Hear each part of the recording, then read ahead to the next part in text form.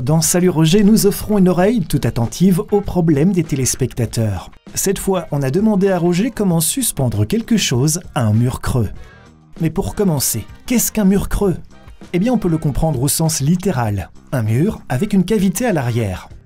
Il s'agit généralement d'une cloison ou d'un faux mur pour renforcer votre mur ou pour cacher vos tuyaux. Il s'agit d'une méthode de construction plus légère, consistant généralement en une structure porteuse en bois ou en métal, recouverte de panneaux en bois ou en plâtre. Lors d'une fixation sur un mur creux fait en plaque de plâtre ou en panneau, tenez compte d'un certain nombre de paramètres. Plus précisément, le substrat, le type de cheville, la charge et la vis.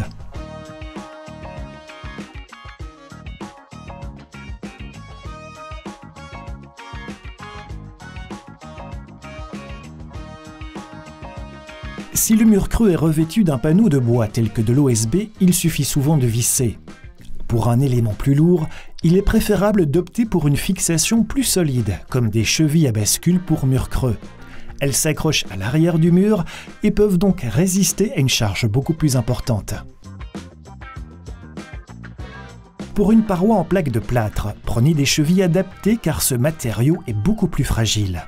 Et pour les points essentiels ici, le type de cheville est important, mais c'est aussi l'épaisseur de la plaque de plâtre qui déterminera la capacité de charge de la cheville. Et en marge des différentes épaisseurs de plaques de plâtre, un mur creux peut également se constituer de plusieurs couches, ce qui a donc également un impact sur le poids que chaque point de fixation peut supporter. Vous déterminez l'épaisseur de votre mur de plusieurs façons. Si vous avez construit le mur vous-même, vous vous souvenez probablement de son épaisseur finale. Mais si ce n'est pas le cas, comment le savoir? Percez un trou à un endroit discret du mur. Glissez ensuite un clou à tête plate dans ce trou et accrochez-le au rebord arrière. Maintenez votre doigt contre le mur. Retirez le clou du trou et mesurez de votre doigt à la tête du clou. Voilà, vous découvrez ainsi l'épaisseur de votre paroi. Vous pouvez également la mesurer par rapport à un trou existant dans votre mur, comme l'emplacement d'une prise de courant. Coupez d'abord le fusible, ensuite dévissez la prise. Vous pourrez ainsi constater l'épaisseur à cet endroit.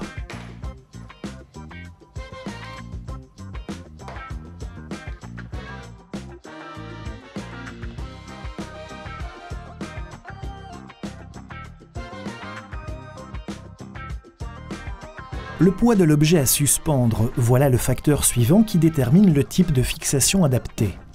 Dans certains cas, la charge est indiquée sur l'emballage. Plus votre mur sera épais, plus la charge pourra être élevée. Mais il faut alors aussi prévoir une cheville et une longueur de vis qui soient adaptées.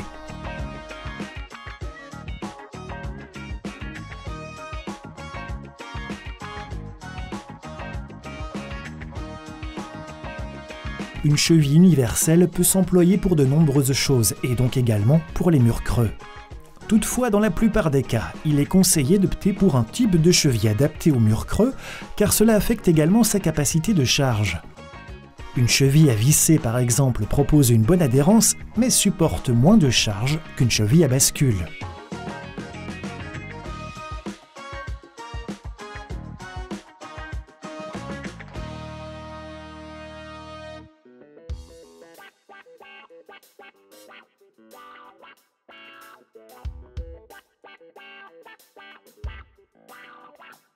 Enfin, l'épaisseur de votre mur et le type de cheville influencent les vis dont vous avez besoin.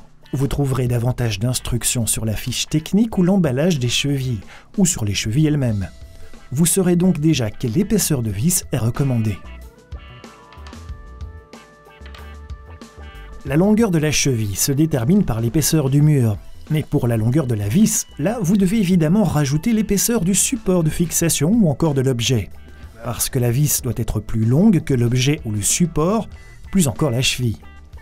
Lors de la fixation, la vis doit ressortir de la cheville afin de résister au mieux et de manière optimale.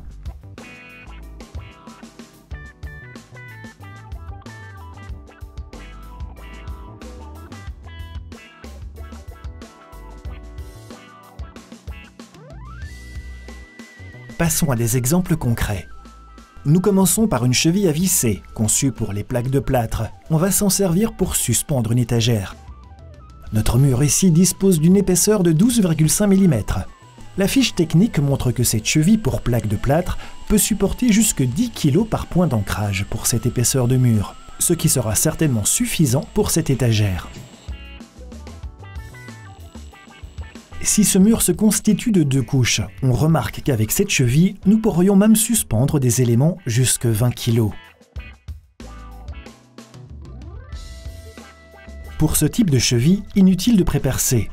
À l'extrémité de la cheville se trouve une mèche centrale autoperceuse. Son embout vous permet de maintenir vos vis bien en place et de ne pas déraper.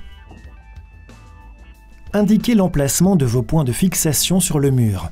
Veillez à travailler en ligne droite avec un niveau à bulles. Vous pouvez à présent ajouter les chevilles à ces endroits.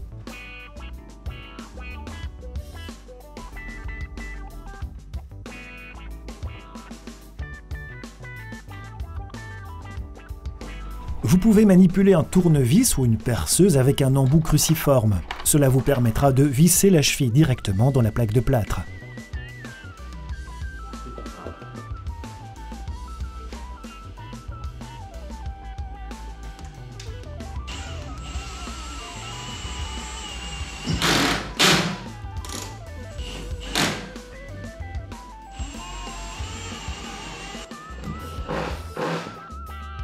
Une fois en place, le support d'étagère peut se monter. Nous avons vérifié quelle longueur de vis sera ici appropriée afin qu'elle dépasse bien l'extrémité de la cheville.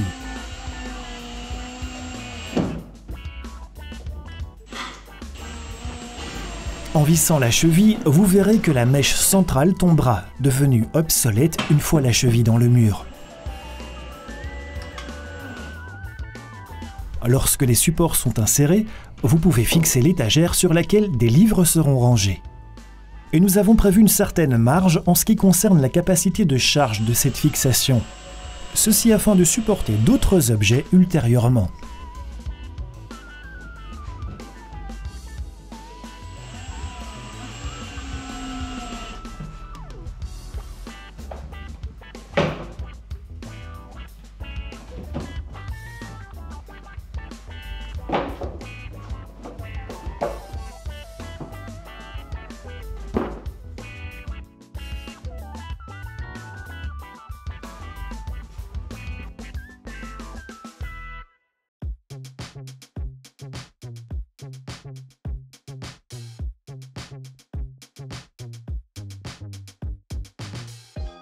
L'option suivante consiste à opter pour une cheville à bascule pour mur creux en plastique. Celle-ci peut supporter une charge plus élevée et nous l'employons ici pour suspendre une armoire. Le principe de ce système est le suivant. À l'endroit où vous souhaitez fixer les chevilles, percez un trou dont le diamètre sera légèrement supérieur à celui de la cheville elle-même. Vous trouverez le diamètre de perçage prescrit sur l'emballage, et dans ce cas-ci, il s'agit d'un diamètre 10. Le trou étant un peu plus grand, vous pouvez maintenant insérer la cheville et son support dans le trou du mur. Vérifiez le sens d'insertion correct, indiqué par une flèche sur la cheville elle-même. Une fois à travers le mur, la cheville s'incline ou bascule de manière à s'accrocher derrière l'ouverture. Faites ensuite glisser l'anneau jusqu'au mur de façon à ce que l'ensemble soit bien serré contre la paroi.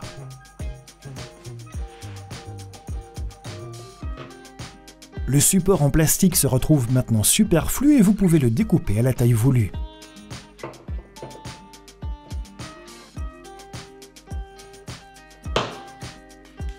En accrochant l'armoire, la vis passera maintenant par cette cheville transversale et se maintiendra ainsi fermement. Il est important de respecter l'épaisseur de vis prévue, sinon l'adhérence ne sera pas suffisante. Dans cet exemple, nous suspendons un mur creux en plaque de plâtre, mais ce principe fonctionne également avec des murs en plaque à base d'autres matériaux.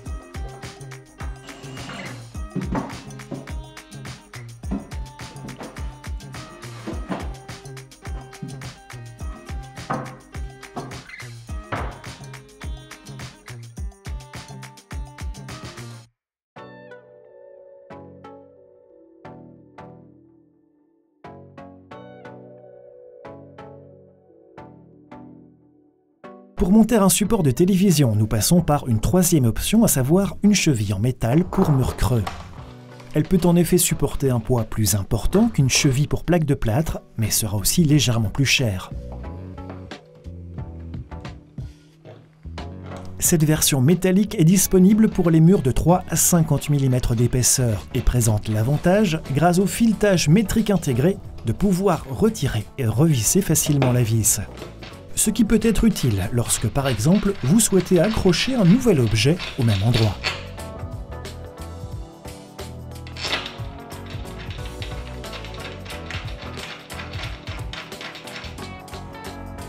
Un support de télévision avec la télévision elle-même, c'est tout un poids spécifique que vous pouvez retrouver sur l'emballage, ce qui vous aidera à déterminer la méthode de fixation la plus appropriée.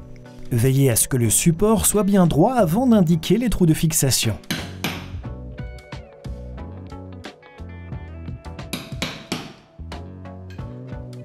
Dans notre cas, nous devrons prépercer avec un diamètre de 12.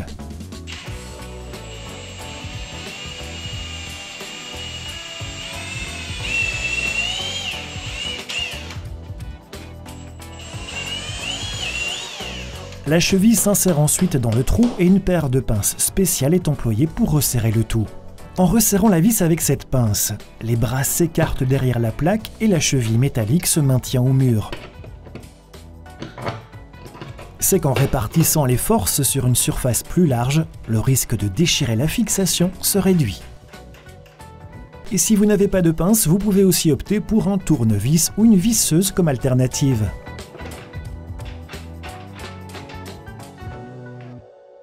Si la cheville est correctement serrée, vous pouvez retirer la vis pour ensuite monter le support sur le mur.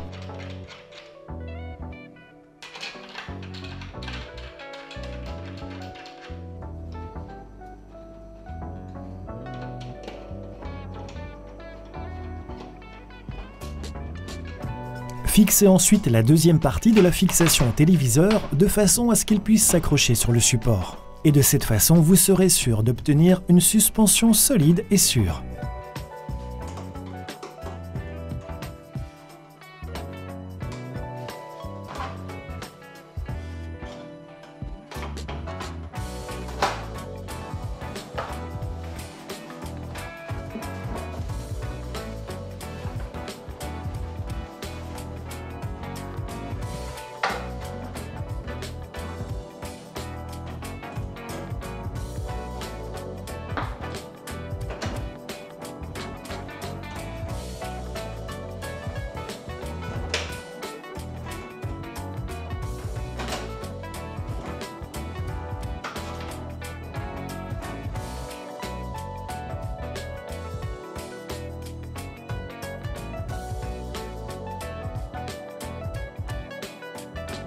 Si vous savez déjà avant même d'installer le mur creux que vous devrez y accrocher un objet plus lourd, eh bien adaptez votre mur en conséquence. Il existe en effet des plaques de plâtre qui supportent davantage de poids, comme les plaques en fibre de verre. Elles sont renforcées par des fibres, ce qui réduit le risque de déchirure de vos fixations. En outre, il peut également s'avérer utile de finir votre mur avec 2 couches que vous placez l'une sur l'autre. De cette façon, vous ne renforcez pas uniquement votre paroi, mais elle devient également plus épaisse, ce qui favorise adhérence et capacité de charge. Si par exemple vous souhaitez accrocher un lavabo sur votre mur creux, il sera conseillé de prévoir des panneaux OSB derrière votre couche de finition en plaque de plâtre. Il s'agit d'un panneau de construction très solide qui garantit également que dans la plupart des cas, vous n'aurez même pas besoin de cheville.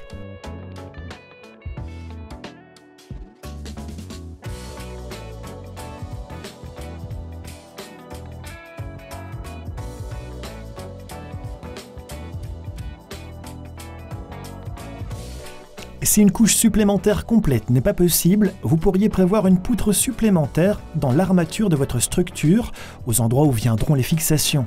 De cette façon, une charge plus importante sera déjà possible à cet endroit. Enfin, il existe quelques conseils à garder à l'esprit lors de la fixation, et ce, pour n'importe quelle surface.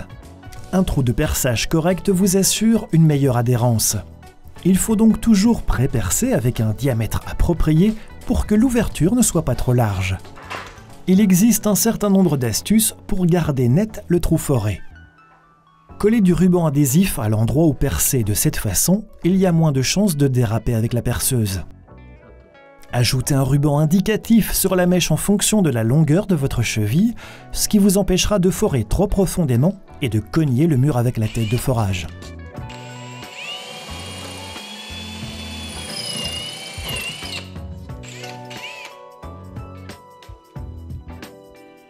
L'utilisation d'un pointeau sera également une option. Cela vous offrira un bon point de départ pour l'embout de la mèche et l'empêchera de danser.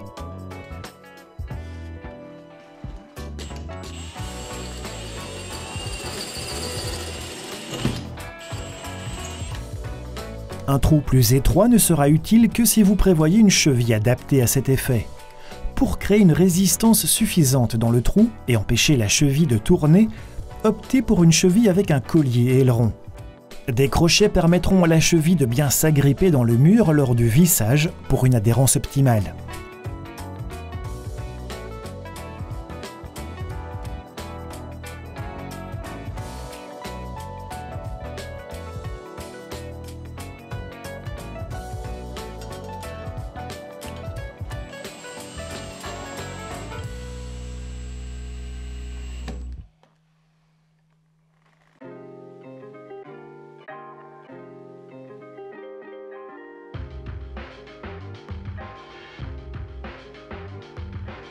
Des zones creuses peuvent également se retrouver dans les blocs de construction rapide qui permettent une isolation supplémentaire.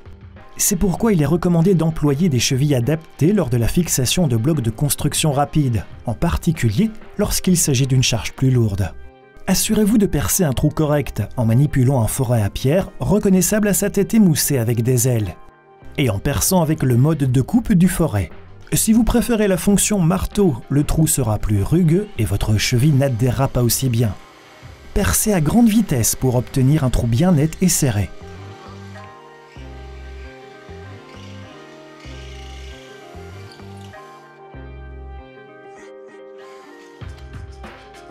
En ce qui concerne les types de chevilles, vous pouvez opter pour une cheville universelle pour bloc creux de construction rapide, qui peut à la fois grossir et se fixer dans les espaces creux.